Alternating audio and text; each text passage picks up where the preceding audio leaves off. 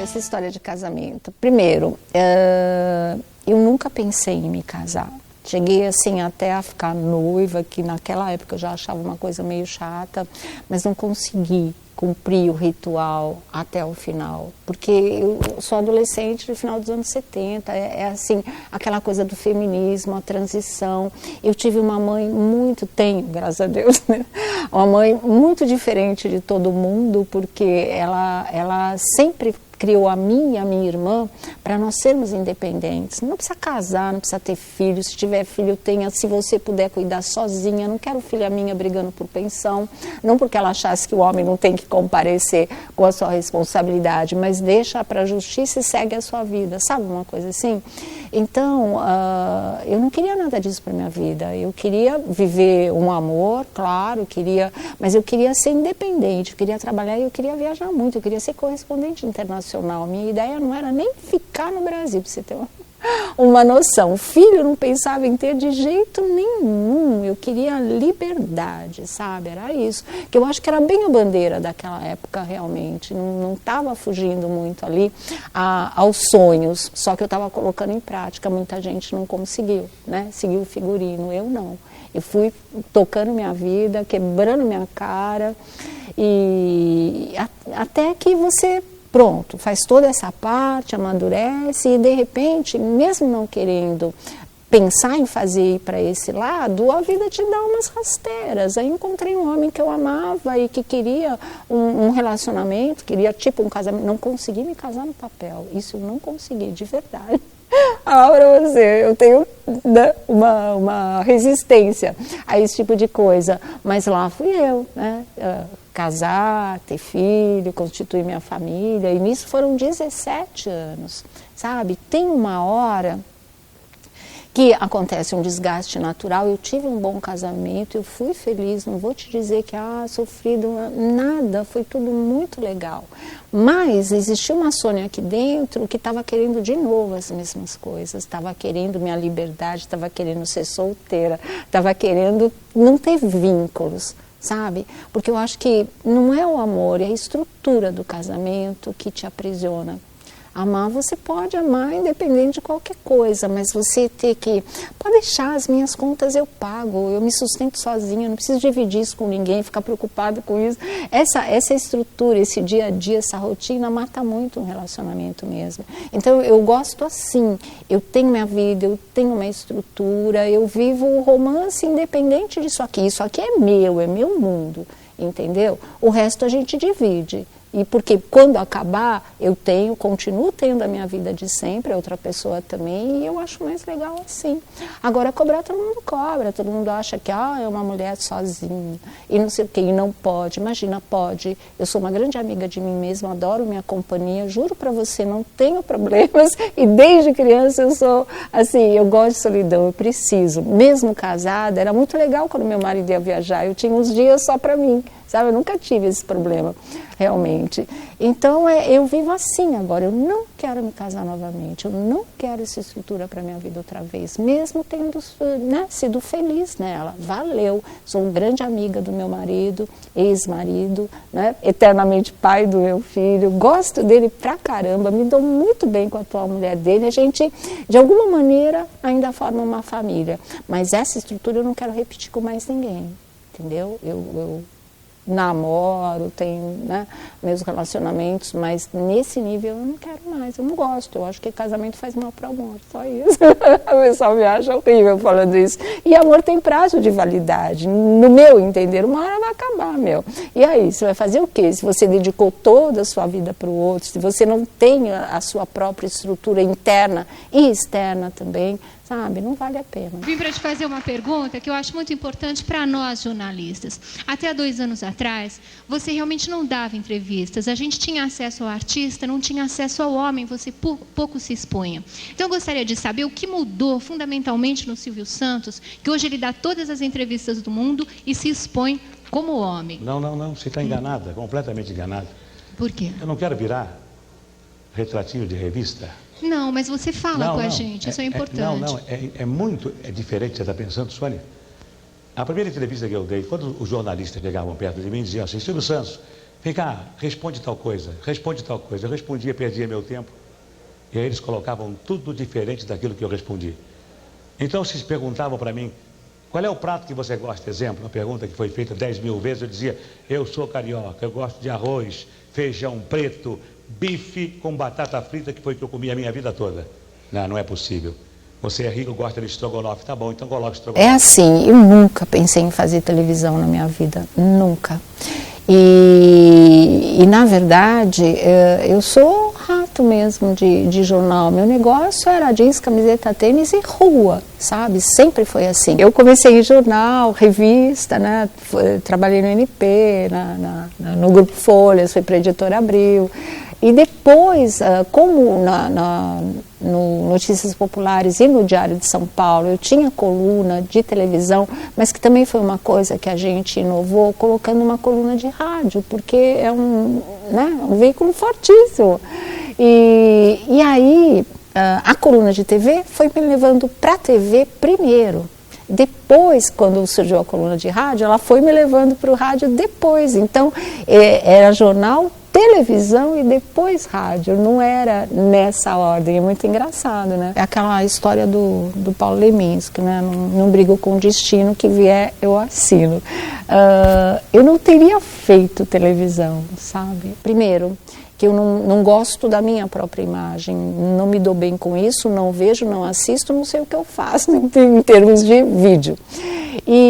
Mas além disso, ou que venha antes disso, é a história da TV ser um veículo que é profundamente vaidoso, narcisista. As pessoas se colocam sozinhas no pedestal e elas acham que elas são a nata da humanidade, sabe? Então, isso sempre me provocou uma rejeição mesmo ao veículo. Não aos colegas, né? não aos profissionais longe do vídeo, os que estão por trás e sustentam todo um trabalho, esses não. Mas os artistas, os que encabeçam, os apresentadores, muitos, né, assim, são pura vaidade. Ainda, já foi pior, já foi muito pior, porque hoje a concorrência é maior, tem mais emissoras, né? A coisa é mais diluída, mas o ego é pesado. Então você vê que não acho saudável, juro para você que eu não acho saudável, mas estou aqui, né? Então minha parte eu faço, porque eu acho assim, que se eu, o Nelson, o Leão, que éramos os colunistas mais conhecidos da época, aí em São Paulo, se a gente ficou conhecido no Brasil, foi por causa do Silvio, porque ele não tinha esse preconceito, claro, em relação a esse tipo de trabalho. Então ele levou a gente para o vídeo como convidados, né? E comigo aconteceu muito assim, para o Brasil inteiro. Então a gente participava, sempre era convidado para todos os quadros, e depois para mim, no caso, para eles também, o Troféu Imprensa, que era um sucesso, marcou época, tem opiniões que eu dei há 10, 15 anos atrás, que eu não lembro mais, o pessoal cobra até hoje, sabe? Então isso foi jogando a gente para o Brasil inteiro, foi tornando a gente conhecido, e o nosso trabalho cresceu muito.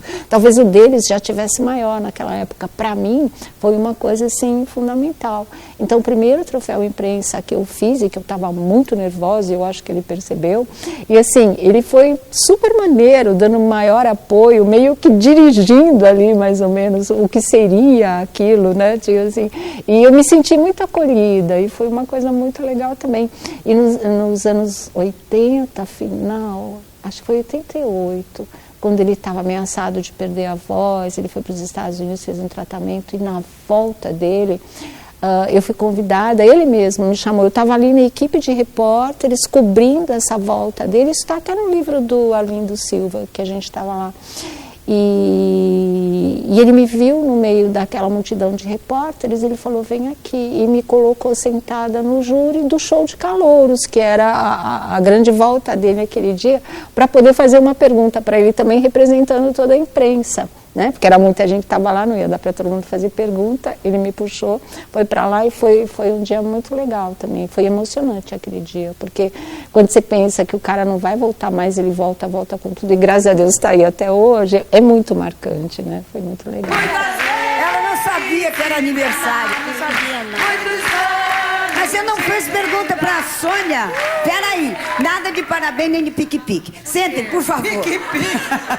É que eu não perguntei pra Sônia Abrão. A Sônia Abrão tem um programa na Rádio Capital que é líder de audiência. E as mulheres telefonam pro programa, pedem conselho. Com a Hebe, a história da espontaneidade, uma vez... Isso foi num Dia Internacional da Mulher. Eram muitos convidados, eram muitas mulheres famosas sendo entrevistadas. E eu era uma das convidadas, mas ela me chamou mais no final do programa. Então, estava chegando o fim do programa e ela ainda não tinha chegado em mim para fazer uma pergunta. E aí, eu não sei quem foi, eu acho que foi a Daniela Mercury, que começou a puxar um parabéns para você, para ela. E aí ela começou, não, porque marcaram o encerramento do programa. E ela falou assim, não, eu não falei com a Sônia ainda, eu preciso falar com a Sônia ainda. E ela falou, para o parabéns. Ela parou o parabéns de todo mundo para poder falar comigo, perguntar minha opinião sobre as mulheres, sobre relacionamento, sobre tudo. Depois ela permitiu que tudo fosse encerrado, sabe? E tá no YouTube, inclusive, esse vídeo, assim, que eu falo, nossa, olha, não é meu aniversário, Hebe, mas só de receber esse presente, separar o programa para poder falar comigo, já foi tudo, porque foi muito legal. Ela parou tudo, porque ela precisava ainda fazer uma pergunta pra gente. Ficou uma recordação bem legal dessa. A grande jornalista de São Paulo, a minha amiga Sônia. Tudo bem, Sônia? Muito obrigado. Chacrinha, olha, mais do que feliz, eu estou emocionada e orgulhosa de poder estar aqui com você, de poder vir te dar esse beijo, esse abraço, que você é uma pessoa que eu amo e como artista é o homem que mais revolucionou a história da televisão brasileira. Que o nosso velho guerreiro continue cada vez em pé. O Chacrinha, o que eu posso falar para você? Era uma festa, assim, todas as vezes que eu ia para o Rio fazer o cassino na Globo, que ele fazia, mas aí, sei lá, tem coisas boas, mas tem coisas tristes desses dois, né? Primeiro, a coisa boa era isso. Primeiro, ele tinha uma coluna no Notícias Populares, eu era a copydesk da coluna dele. E ele era assim, ele queria ver tudo que saía, como as coisas eram feitas. Então, ele vinha uma vez por semana para São Paulo, normalmente às terças-feiras, e ficava lá na redação comigo, vendo as coisas que sairiam, trocando ideia de que podia colocar, não sei o que, de doidice dele. Aí ele entrava na redação, já chamando Terezinha, já mexendo com todo mundo, ele parava a redação, uma vez por semana era o show do Chacrinha dentro da redação do NP, que era muito legal isso. E esse contato foi muito bom, porque assim, a gente fez uma amizade muito profunda até hoje, né? Tenho o maior carinho pelo Lelé, conheci o Nanato, e ele falava para mim, você é uma otária. Eu falava assim, mas por quê? Porque você não sabe ganhar dinheiro. Mas assim, eu tenho meu salário, mas não é suficiente. Você tem que ganhar dinheiro com a sua profissão, não sei o quê, né? E ele falava muito isso para mim, que eu tinha que diversificar minha área, que eu tinha que fazer rádio, que era uma coisa que eu não fazia. Vai fazer rádio, né? Tem um programa na televisão e não sei o quê. Ele era muito assim, muito amigo. Ele me orientou bastante também, muito, muito. E na reta final mesmo, que ele estava mal de saúde, que a gente ainda fazia o cassino na Globo, eu fazia uma vez por mês, eu saía daqui, ia para lá, né, fazer o júri dele, eu e o João Kleber. E a gente viu que ele estava, né, indo embora mesmo, foi uma coisa muito assim. A última vez que eu fiz foi muito doloroso, e logo depois o João substituiu, né, e ele acabou não voltando mais. E agora, como prometi a vocês, vou mostrar o que está acontecendo no submundo do disco. Eu não me encontro bem de saúde e estou pensando em deixar a televisão. Eu estou em ponto de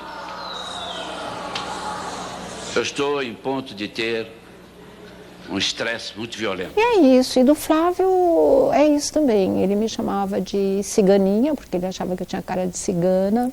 Ele era muito ciumento, se você fazia o programa dele, você não podia ir no programa de ninguém. Quando a Hebe estreou no SBT, ele me viu lá como convidada na plateia, ele ficou muito bravo. E ele era convidado, e ele estava lá para falar com a Hebe, mas eu não podia estar lá, porque eu era do júri dele, né? Ele era muito assim. Não, porque você faz aqui, você não pode fazer no outro, não sei o que, ele era muito possessivo. Mas, assim também, de você aprender bastante, sabe? Não só o improviso, a espontaneidade, a alegria, que são coisas que você presencia e você sabe como é importante a sua comunicação direta e positiva com o público, que foram aulas com o Silvio e com a Hebe, e com ele também aquela história do repórter extremamente opinativo, destemido, sabia que ia levar cacetada, não estava nem aí, sabia que ele levava fama de reacionário, disso, daquilo, não importava para ele, importava era colocar o ponto de vista dele. E o respeito e a liberdade que ele sempre teve por todos os jurados, sabe? O carinho também. Porque o Flávio era alguém que pegava e, assim, determinado dia, terminava o programa e era tarde. Vamos para casa, vamos tomar um lanche lá, todo mundo junto. E ele levava todo mundo para o apartamento dele, que ele morava no prédio ali perto da Faria Lima. E lá a gente ficava, batia papo, conversava, todos nós, assim. Então acabou virando tipo um trabalho em grupo mesmo, em equipe mesmo. Você se sentia pertencendo a um time, e era o time do Flávio Cavalcante. Então quando ele teve o infarto no ar, nós estávamos fazendo o programa quando isso aconteceu, e foi o Wagner Montes que foi chamado para substituí-lo, porque tinha o ministro da Saúde ou da Previdência, eu não me lembro, quem era para ser entrevistado ainda, e ele não saía do palco. Ele estava na maca, com o eletro, o médico estava fazendo, estava tudo, porque veio a ambulância e não conseguiram tirar ele de lá para não deixar ele mais nervoso e ele acabar morrendo ali, né? Então você imagina, você tendo que fazer o programa, vendo o seu apresentador ali, que você não sabia o que estava acontecendo, só sabia que era muito grave, e a gente tendo que tocar, porque ele só sairia de lá depois do programa terminado. Nós terminamos o programa, todos nós assim, acabados, aí saiu a ambulância, e ele foi para o Unicor, se não me engano, naquela época, e todo mundo acompanhando isso, aquilo. Aí o dia que ele estava para ter alta, o Wagner, inclusive, me ligou e falou: Sônia, vamos para lá, porque ele vai sair agora, a gente quer fazer uma festa para ele, não sei o quê, vamos para lá. E a gente saiu para ir para receber ele, né, festejar a alta dele, no meio do caminho veio a informação que ele tinha morrido. Entendeu? Foi assim uma coisa, foi uma cacetada, que foi aí que eu acho que eu descobri mesmo que tem uma hora que você não consegue ser 100% jornalista, sabe? Foi muito difícil escrever aquela matéria, passar de lá de dentro do Unicor as informações para a redação do NP. E do Chacrinha eu não consegui nem escrever o texto. Aí que você tem que, né, reconhecer que não dá, meu, sabe? Você nunca vai poder ser... Não era só um artista que morreu, nem no caso do Flávio, nem no caso do Chacrinha. Era um amigo querido. Então eu falei, tem tanta gente lá dentro que vai poder fazer a matéria, eu vou embora. E fui embora para o Rio e fui me despedir dele. Então esses momentos são muito dramáticos, quando a sua profissão e o seu trabalho te leva a uma amizade profunda com muitos desses profissionais, não é? Eles deixam realmente de ser apenas os profissionais que são o seu material de notícia para ser mesmo os seus amigos. Por favor, isso que vocês estão fazendo é um desrespeito com o público do Brasil inteiro, é um desrespeito com o SBT, é um desrespeito com a democracia da informação nesse país. Não se admite esse tipo de coisa. Nós não estamos faltando com respeito com ninguém, apenas querendo levar informação para todo o Brasil. Não existe exclusividade numa hora dessa. Existe solidariedade. Existe realmente fraternidade e apoio. Isso, Faustão. Quero dar boa tarde aí a todo o Brasil, a grande de oração. Que todo mundo está acreditando, inclusive eu, nossa família, para a família dele, para os pais, para a filha dele, para a irmã, para todo mundo. E estava super feliz com o Jorginho. Auge de audiência da Guerra de Domingo. Faustão, né, com o Domingão do Faustão, Gugu com o Domingo Legal. Aconteceu a tragédia do Gerson Brenner, aquele assalto, ele levou aquele tiro na cabeça e a gente convive com essa triste história até hoje.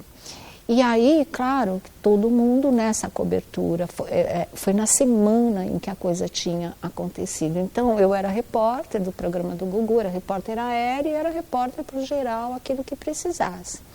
E naquele dia eu não fui escalada para o helicóptero, eu fui escalada para cobrir o hospital, para ir lá para o Albert Einstein e ficar de plantão lá, saber o que estava acontecendo, esperar boletim médico em relação à situação do Gerson Brenner. Aí fui embora, fui com a equipe, fui com a viatura. Chegando lá, vem uma repórter da Globo me encontrar e falar assim, nossa, tá sabendo? Eu falei, que foi que aconteceu? Ela falou, não, o Gerson foi para a cirurgia, né, e tinha ido, era verdade, a pressão intracraniana estava muito grande, eles teriam que abrir para tirar uma parte do cérebro. E a Denise, gravidíssima, ela falou assim, ela passou muito mal, ela foi embora para casa. Eu falei, nossa, eu vim aqui para entrevistar, ela estava esperando a gente, não sei o que. Não, ela foi embora para casa. Ele está sendo operado. Eu falei, ok, a menina da Globo, legal. Aí fui para o caminhão de externas avisar o Magrão, né, que naquela época era o diretor do programa, olha, aconteceu o seguinte, ele está em cirurgia, a Denise não está mais aqui, não vai ter mais entrevista, o que eu faço? Aí ele falou assim, fica, porque como ele está em cirurgia, algum boletim médico vai pintar, você entra e passa a notícia, se a cirurgia foi bem, o que acontece daqui para frente, aquelas coisas. Fiquei, entendeu? E o programa tem 4 horas de duração, tinha 5 horas de duração. Vou ficar aqui minha tarde inteira de plantão. Ok. Aí estou eu e a nossa equipe ali na entrada geral, no saguão, você vê alguém montar um spot aqui, puxar um sofazinho aqui, sabe? Ajeitar um vaso que tinha perto ali. Nós olhamos para a cara do Agir, não é bobo, né? Sem repórter há muito tempo. Falei, a Denise está aí. Aí eu liguei pro Mariano, que inclusive era da equipe, falei, Mari, a Denise está aqui, porque eles estão montando um set. Para que eles estão montando um set? O Gerson eles não vão entrevistar, não tem mais nenhum outro artista nesse hospital que esteja aí no noticiário agora. É ela, eles vão tentar furar a gente. Ele falou assim, fica e vê o que você faz. Olha, fiquei, né? Aí eu falei, aí a gente juntou e nós falamos assim, vão para aquele elevador, porque ela vai ter que sair por lá. E o Mariano, enquanto isso, conseguiu localizar e falar com ela estava lá dentro de verdade, entendeu? Então a gente blocou na porta do elevador e nós ficamos, e ela teve que sair por lá, e era transmissão ao vivo. Então foi a primeira transmissão conjunta SBT e Globo no domingo, e aí eu grudei nela, e grudei com o microfone do SBT, que tem aquele SBT desse tamanho, igual o da Globo tem aquele tamanho, e fiquei, sabe? E aí começou a história, conforme ela vinha vindo. Eles começaram, a equipe de produção, a pisar nos cabos para desplugar nosso microfone, nossa câmera. A menina veio por trás, começou a chutar minha canela, aqui a barriga da perna, entendeu? E eles ficavam tentando me derrubar, porque como estava uma multidão de fotógrafos e todo mundo indo para cima, eles queriam me jogar. Foi por isso que quando ela sentou naquele sofazinho que a gente viu colocando, eu caí de joelho. Como você está sentado aí, eu caí de joelho aqui e taquei o microfone na boca. Eu falei, agora eu quero ver, né? Porque estava assim, e ela estava acompanhada de um médico na época que falava assim para mim, sai daqui, senão eu vou falar que ela está passando mal e a culpa é sua, que ela vai ter problema no parto e a culpa é sua. E aqui, eu aqui, né, esperando entrar no ar, ele do lado dela falando tudo isso, entendeu? E a outra menina, aí veio uma por trás e começou a me beliscar aqui, eu fiquei toda roxa, começou a me beliscar assim, aí nós entramos no ar. Aí como eu vi que a coisa estava muito preta, falei, e agora? Entrei no ar no que o Gugu chamou, né? Falei, olha, Gugu, está acontecendo isso, aquilo, não é caso de exclusividade, é caso de solidariedade, o Brasil inteiro quer saber como é. E ele ficava assim, isso não sai daí, o auditório todo aplaudindo aquela coisa toda e aquela tensão. E a Denise, tadinha, foi um momento muito difícil para ela, porque ela foi obrigada, né, a fazer aquilo a partir do momento que o Gerson era contratado da Globo. Eles exigiram essa exclusividade. Mas, poxa, eu não ia deixar acontecer, assim, do Domingo Legal não poder transmitir uma coisa que tinha um público enorme também, de graça. Eu fiquei lá e fiz minha parte, entendeu? Mas contei o que estava acontecendo, todo mundo tomou conhecimento, todo mundo ficou indignado, e o que ela falou para a Globo estava indo para o ar no SBT. Assim, e da Denise na Globo entrava um olho, entrava uma parte da boca, fizeram uma feijoada com ela porque meu microfone estava ali. E assim foi, sabe? Eu odeio essa coisa de exclusividade nesses acontecimentos onde todo mundo tem direito à notícia, sabe? Coisa de Globo, né? Hoje é um pouquinho menos, mas naquela época foi assim. É desse lado que você gosta de ficar? É. Boa tarde. Dona Sônia Abrão, a minha irmãzinha. Eu fiquei tão feliz. Por quê?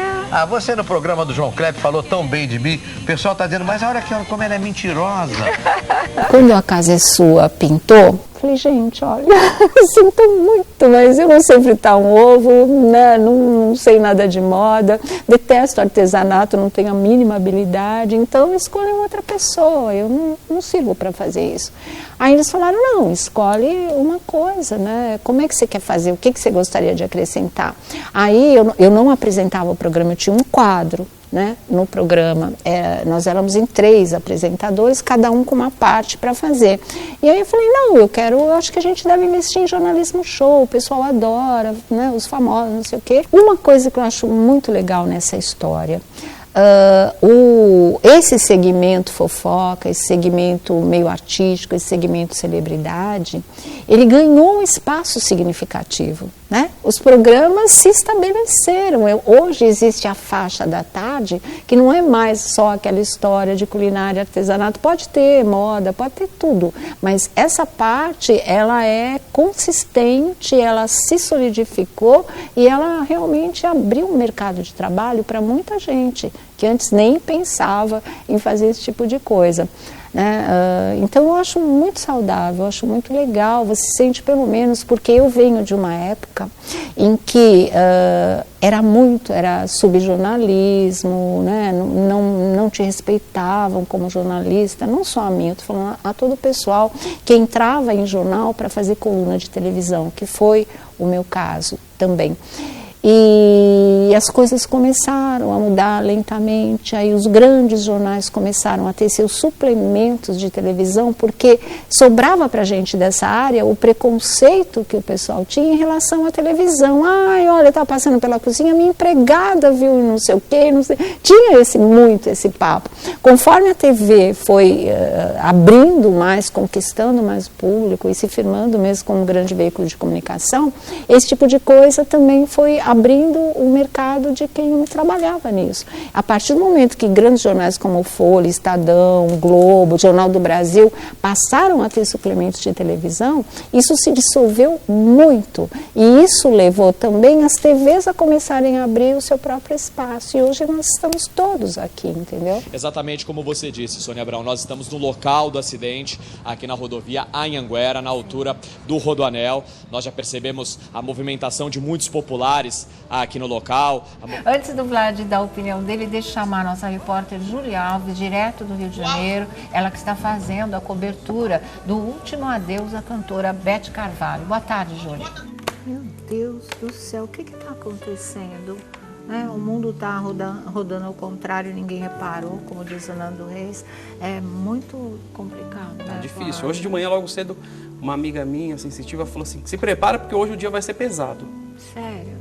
Eu falei, comigo? Falou com todo mundo. Que essa história toda começou na época em que a gente estava na fase policial, então era um programa com coberturas policiais realmente, mortes, assaltos, essas coisas pesadas. Eu acho que isso foi muito motivado pelo fato de eu ser a única mulher que fez isso até hoje, inclusive, não só naquela época. Você está falando de 6, 7 anos passados, entendeu? É muito tempo. Então a gente ficou, acho que uns 2 anos nessa área e depois a gente foi voltando ao normal para a nossa área mesmo, porque a gente está sempre antenado, né? A gente vai tendo uma linha de atuação, mas fazendo um rodízio de temas ou de áreas em que se trabalha, de acordo com o que a gente capta que é por ali que o público está indo naquele momento. E a gente veio de uma fase de muitos crimes, de muita repercussão, né? O caso Ioki, o goleiro Bruno.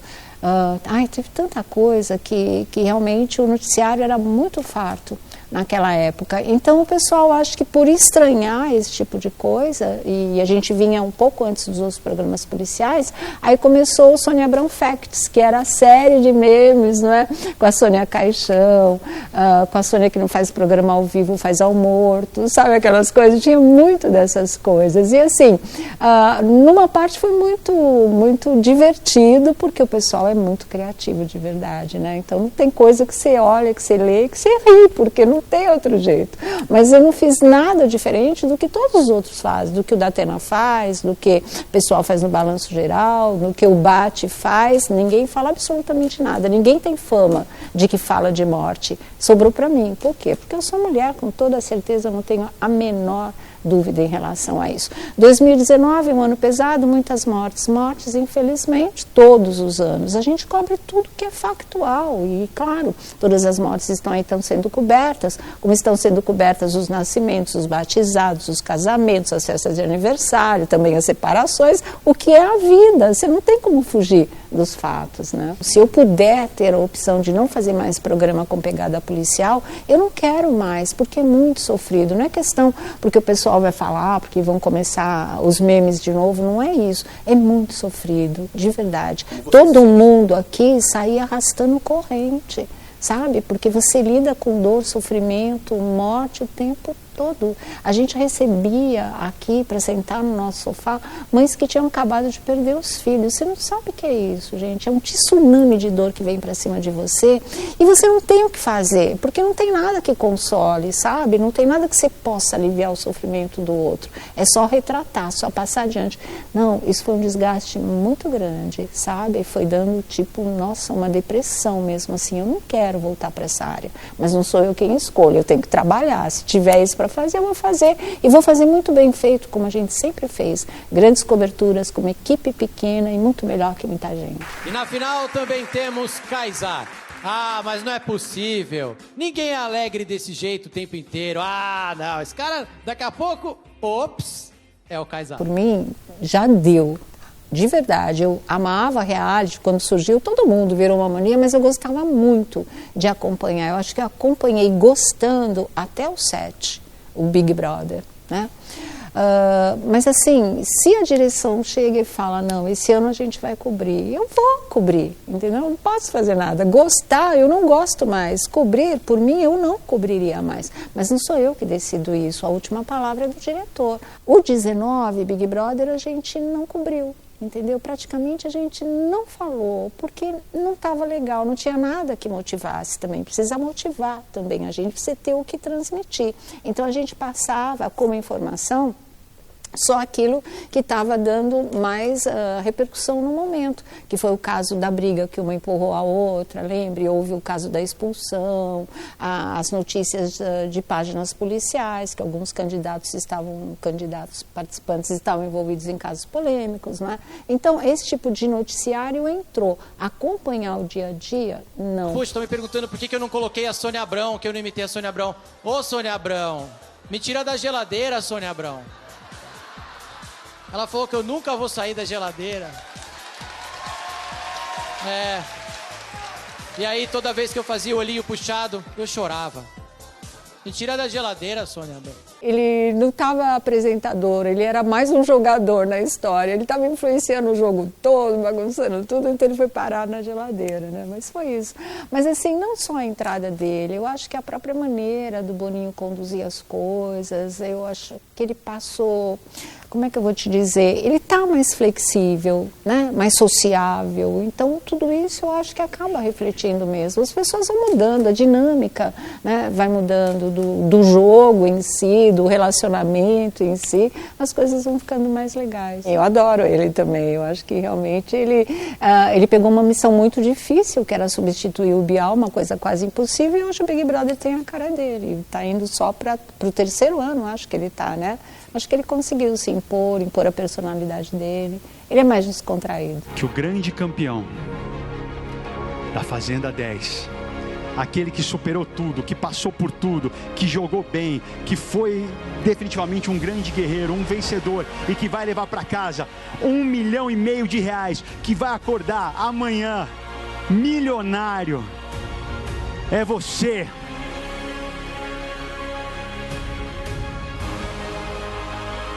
Rafael William! Olha, se você visse, assim, o que eu gritei quando o Mion falou que ele gritou, é Rafael William, mas eu gritava muito em casa. E meu filho falou, mãe, você está louca. Eu não queria nem saber, porque aquilo foi, sim, uma vitória no sentido de poder...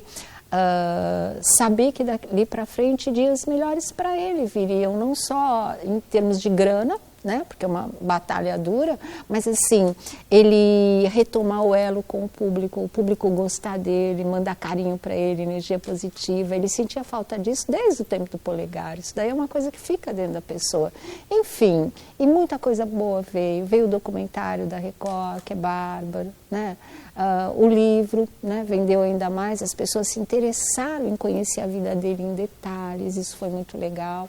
Enfim, tudo de bom tá rodando aí para ele, que eu acho que demorou muito tempo, mas veio, sabe? Isso dá uma coisa aqui de felicidade pra gente, é incrível. Fiquei muito feliz, virei campeã também. Olha, eu acho que, assim, primeiro, eu queria que ele fosse, mas ao mesmo tempo eu tinha muita preocupação. Porque o Rafa, ele tem uma personalidade forte, né? E as pessoas pegam muito pesado com ele. Agora começaram a pegar menos, porque entenderam quem ele é. Mas eu falei assim, ele não vai conseguir aguentar aquela pressão, ele vai estourar e aí ele vai estar fora do jogo. E quando eu vi que o pessoal começou covardemente a usar a história da dependência química, tentando jogar isso contra ele, sabe, tirar ele do papel, não é um papel da condição de vítima de uma situação como essa, ao vilão da história, ao bandido, retomando um passado que foi extremamente doloroso, aí eu não aguentei, aí, sabe, aquela história, né, como diz os avós da gente, um boi para não entrar na briga, uma boiada para não sair dela, porque aquilo me indignou profundamente, sabe, era muito covarde, era muito baixo. Eu acho que você não pode fazer qualquer coisa por dinheiro, não é topa tudo por dinheiro, entendeu? E eles ultrapassaram o limite da ética, da humanidade, do respeito. Por quê? Para ganhar um reality show, para aparecer. Eu achei muito desumano, muito cruel, e aí eu fui para cima de verdade. Mas eu queria que ele saísse. Muitas vezes eu disse aqui no programa, bate o sino, cara, bate o sino. Ainda mais quando tinha aquela louca daquela Gabriela, a outra maluca daquela Ana Paula. Sabe, eram pessoas muito pesadas. Eu falei, isso vai desestruturar ele. Sabe, um trabalho de anos para uma pessoa se remontar, se reconstruir, retomar a sua vida e poder falar, olha, vale a pena, eu vou seguir em frente. Com ele aconteceu isso, mas você sabe que a estrutura, né, tem rachaduras, cicatrizes existem ali. Então, naquele momento, eles fazendo aquilo, eles vão desconstruir ele. Ele vai, sabe, voltar atrás em tudo aquilo que ele conseguiu progredir. Então, eu queria que ele saísse. Mas ele me surpreendeu, né? Graças a Deus, porque ele resistiu, ele deu a volta por cima e ele venceu.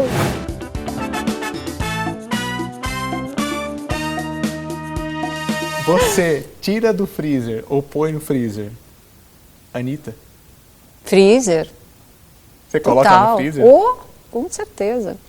Por que você tem essa... Aconteceu toda essa confusão, essa troca de farpas entre você e a Anitta? Não sei de onde começou. Eu nunca troquei farpas com a Anitta. Nunca. Entendeu? Recapitulando algumas coisinhas, né? Quem fala é ela. A minha opinião foi dada, é uma coisa só. Né? De que ela é uma artista muito fabricada, né? Eu acho assim que é uma artista que até tem um trabalho representativo, tanto que faz o sucesso que faz, mas que vive de fake news, de factoides, de precisa estar na mídia a todo custo. Isso é uma coisa que eu acho que desnecessária. Só isso. Acaba, sabe, parecendo que tudo é fabricado mesmo. Você começa, mesmo quando é verdadeiro, você começa a achar que é fabricado, né? Acho que peca por esse excesso, entendeu? Você viu que ela respondeu quando você falou isso? Eu não ouço e não me interesso pelas respostas dela. Aliás, eu não me interesso nem por ela, então... Ela ganhou o prêmio de melhor cantora de 2018 no Troféu Imprensa. Se ela for lá retirar o prêmio, receber o prêmio, você estaria disposta a entregar nas mãos dela? Entrego. Já entreguei para Joelma, que era uma pessoa que eu criticava muito. Eu acho que jamais faria uma desfeita dessa para ninguém. Não é o meu perfil, entendeu? Posso não concordar, posso até não apreciar como pessoa, mas está ali, está recebendo um prêmio legítimo que foi dado ou pela crítica ou pelo público. Se couber a mim ir lá entregar, vou com o maior respeito pelo trabalho, entendeu? Não misturo as coisas de verdade. E assim, não é do meu jeito também humilhar ninguém ou fazer uma desfeita para as pessoas. Até aí eu não vou, não consigo. Esse é o meu limite. Posso criticar, posso detonar, posso falar, mas fazer esse tipo de coisa jamais. Entregaria sim. Você acabou de entregar A próxima artista que a estaria Joelma. no freezer. Joelma, tira ou põe? Não, a Joelma eu tiro do freezer, sim. Eu acho que ela foi amadurecendo nesse tempo todo, aí depois do final da banda Calypso, né? Parou de fazer aquela perseguição toda que ela fazia com o Chimbinha e está trilhando o caminho dela. Eu acho que ela conquistou um público fiel, ela continua fazendo, né, a carreira, os shows, levando em frente. Então, eu acho que é ok. O que eu contestei naquela época foi o comportamento mesmo, perigoso, sabe, de insuflar em grandes shows a multidão contra ele, na época que ele ainda estava no palco, tocando a guitarra, uma coisa que não precisava ser feita daquela maneira, aquela exposição, aquela discussão em público. Então foi tudo aquilo que eu condenei mesmo, de acordo com os meus valores e a minha opinião, foi só isso. Muita gente falou que você tinha até um apreço maior pelo Chimbinha do que pela Joelma. Eu gosto mais do Chimbinha do que da Joelma, não tenha dúvida. Eu acho ele muito mais autêntico. Eu acho que ele não tem essa coisa de premeditar o que vai ser feito, o que se vai fazer, o que eu vou falar para a mídia. Ele não tem. Ele é mais ele mesmo. Eu gosto mais dele. Neymar, tira ou põe no freezer? Neymar, e agora, hein? Tira ou põe no freezer? Não coloco ele no freezer. Colocaria na geladeira, no freezer não. Porque na geladeira dá para tirar, né? Com a pessoa ainda meio conservada, assim. Não concordo com o comportamento dele como atleta. Eu acho que ele não se respeita, né? E não respeita o clube, não respeita o colega.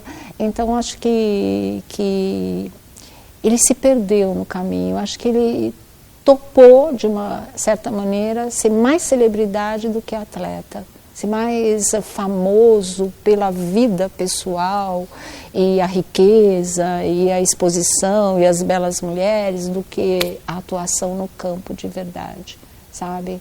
Então, por isso que ele aparece mais fora do campo do que dentro, quando devia ser o contrário.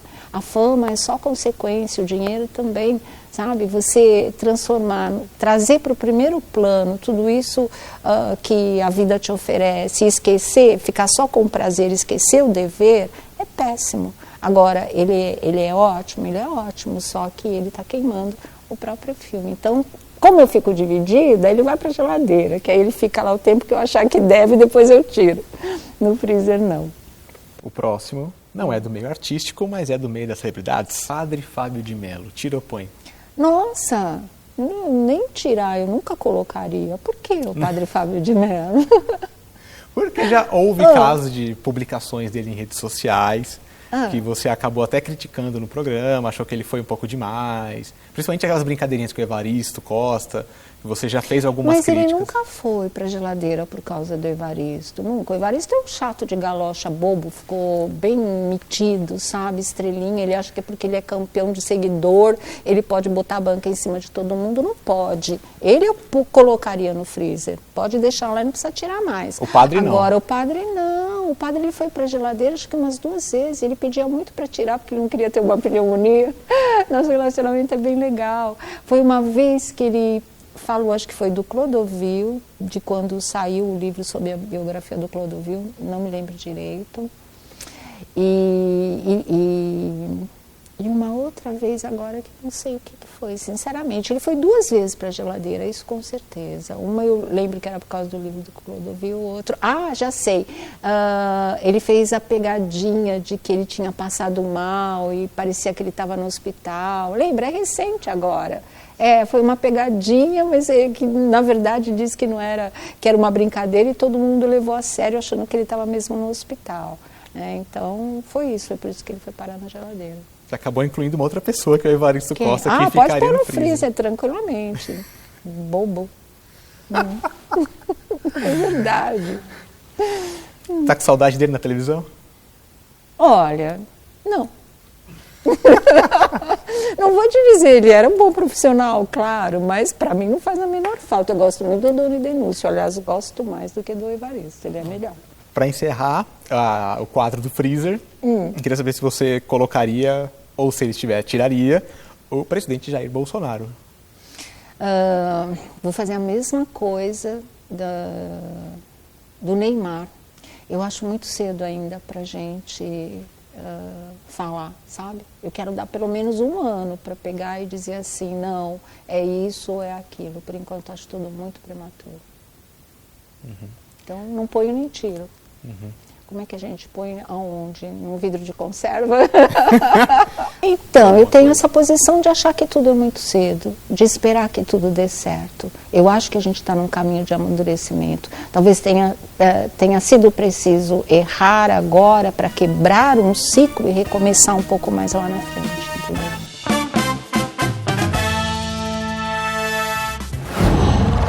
Qual